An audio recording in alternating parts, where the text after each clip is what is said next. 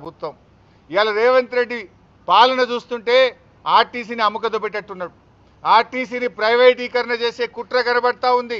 ఈ ఎలక్ట్రిక్ బస్సుల పేరిట ఇక ఆర్టీసీలో హైదరాబాద్లో ఆర్టీసీ కార్మికుడు ఉండడు. ఎలక్ట్రిక్ బస్సు వస్తే డ్రైవర్ కూడా ప్రైవేటోడే, కండక్టర్ ఉండడు, కార్మికుడు ఉండడు, డిపోలు ఉండయి, అంతా అమ్మకదొబ్బుడే. మొత్తంగా ఆర్టీసీని ప్రైవేట్ పరం చేసే కుట్ర చేస్తుంది. ఇవాళ ఆర్టీసీ ఇక లేకుండా అయి కనుమరుగయ్యేటువంటి ప్రమాదం కనబడతా ఉంది.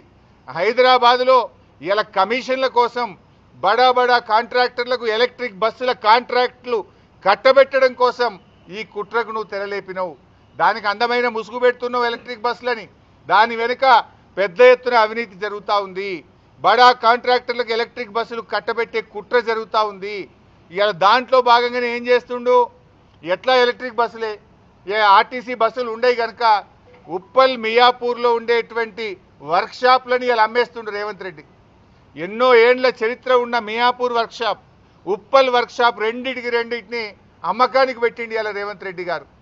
ఇవాళ జూబ్లీ బస్టాండ్తో సహా రాష్ట్రంలో ఉండే అనేక బస్టాండ్లను రేవంత్ రెడ్డి ప్రభుత్వం హడ్కోలో కుదబెట్టి 1500 కోట్ల అప్పు తెచ్చిండు. బస్టాండ్లేమో కుదబెడతావు, వర్క్షాప్లేమో అమ్మకదొబ్బుతావు, ఇక ఒక్క ఆర్టీసీ బస్సు కొనవు.